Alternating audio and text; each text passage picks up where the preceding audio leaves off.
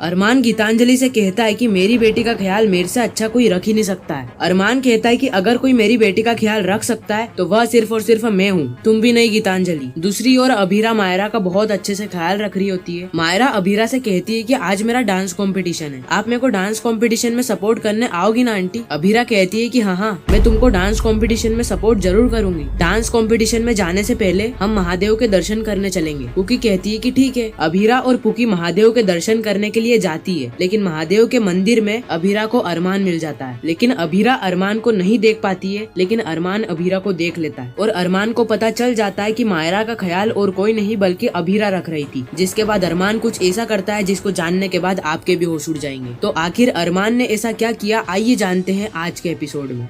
कहानी की शुरुआत होती है अभीरा और मायरा से। अभीरा मायरा से पूछती है कि बताओ ना तुम्हें क्या खाना है, मैं कब से तुम्हारे लिए बैठी हूँ। पुकी कहती है कि मुझे टीवी खाना है, मतलब टीवी देखते देखते खाना खाना है। दादीसा कहती है कि हम टीवी नहीं देखते आफत की गुड़िया, हमें अगर कुछ भी देखना होता है तो हम मोबाइल और लैपटॉप में देखते हैं। पुकी फटाफट दौड़कर जाती है और लैपटॉप उठाकर ले आती है। पुकी लैपटॉप खोलकर उसमें कार्टून लगाने लगती है, लेकिन दादीसा और विद्या उससे लैपटॉप छीन लेते हैं और कहते हैं कि ए आफत की गुड़िया, तुमने पहले ही हमारे घर में नुकसान कर दिया है और अब लैपटॉप खराब करने पर तुली हो। पुकी कहती है कि प्लीज मुझे लैपटॉप दे दो ना, मेरे को कार्टून देखते देखते खाना खाना है। अभीरा दादीसा और विद्या को थोड़ा दूर ले जाती है और समझाती है अभी हमें इसे लैपटॉप दे देना चाहिए, और वैसे भी ऐसी बच्ची हमारे पास कहाँ आती है, पहली बार हमें कोई बच्ची मिली है, देखो ना कितनी जिद कर रही है, कितनी छोटी सी बच्ची है। दादीसा कहती है कि छोटी सी आफत है आफत। विद्या कहती है कि मासा मतलब आप ऐसा कह रहे हैं कि यह बच्ची बच्ची नहीं है, 35 साल की बूढ़ी है। दादीसा कहती है कि हाँ विद्या। अभीरा कहती है कि क्या आप कुछ भी बोल रहे हैं, वो छोटी सी प्यारी सी बच्ची है, कहाँ आप उसे आफत की गुड़िया गुड़िया बुलाते रहते हैं। इतनी ही देर में मायरा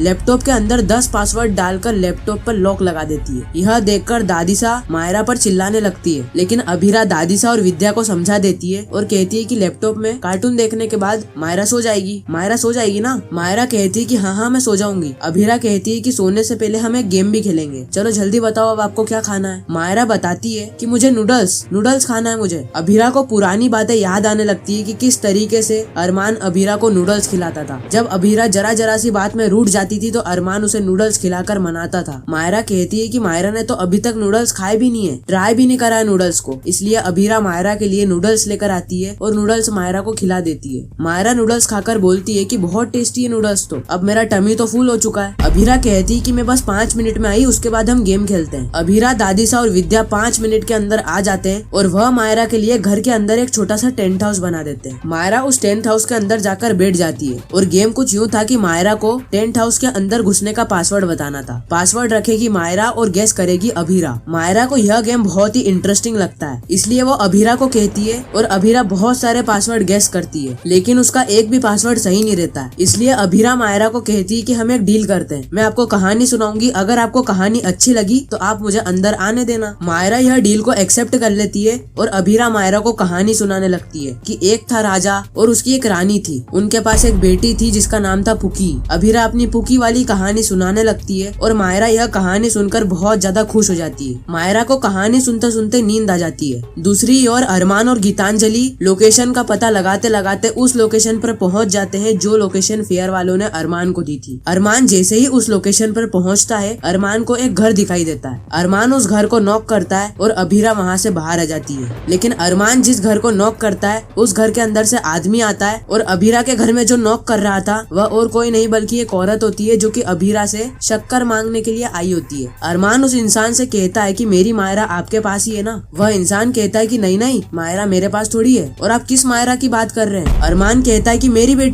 बेटी मायरा आपके पास ही है ना। वह इंसान कहता है कि नहीं मेरे पास नहीं है। अरमान कहता है कि आपके पास नहीं है तो फिर किसके पास है। तभी वह इंसान बताता है कि इस घर में मेरे से पहले 3 औरतें रहती थी, उनका नंबर है मेरे पास, आप वह नंबर पर कॉन्टेक्ट कीजिए और आपको आपकी मायरा मिल जाएगी। जैसे ही वह इंसान नंबर देता है, उसका नाम होता है केस की बहू यानी अभीरा। अरमान को अभीरा का नंबर मिल जाता है और अरमान जैसे ही उस नंबर पर फोन लगाता है वह नंबर स्विच ऑफ बताता है। गीतांजलि अरमान से कहती है कि आपका इस शहर में कोई रिलेटिव तो होगा ना, या आपकी पहचान में कोई पुलिस वाला या कोई ऐसा इंसान जिसके कनेक्शन बहुत ज्यादा स्ट्रॉन्ग हो जो आपकी मदद कर सके। अरमान को अपनी पुरानी बातें याद आने लगती है कि किस तरीके से एक पुलिस वाले ने अभीरा के चक्कर में अरमान को धक्के मार के बाहर निकाला था। अरमान सोचता है कि अगर मेरे को मायरा को ढूंढना है तो मेरे को मेरे पापा की मदद लेनी पड़ेगी। अरमान उसके पापा को फोन करता है, लेकिन उसके पापा का फोन अनअवेलेबल बताता है। अरमान सोचता है कि मेरे पापा ने सिम चेंज कर दी। फिर अरमान पुलिस स्टेशन में कॉल करता है और उसके पापा के बारे में पूछता है। पुलिस वाले अरमान को बताते हैं कि आपके पापा का ट्रांसफर तो 6 महीने पहले ही पंजाब में हो चुका है। अरमान को एकदम से सदमा लगता है कि मेरे पापा मेरे परिवार के बिना रह रहे हैं। मेरे पापा 6 साल से पंजाब में रह रहे हैं। अरमान को सपने में उसकी मायरा दिखने लगती है और वह कहती है कि पापा मैं कहीं घूमी नहीं हूँ, बल्कि मैं आपको मिल जाऊंगी, बल्कि मैं सेफ हूँ और कल की कल मैं आपको फेयर में मिल जाऊंगी। अरमान बीच रोड पर बहुत तेजी से चिल्लाता है कि मायरा।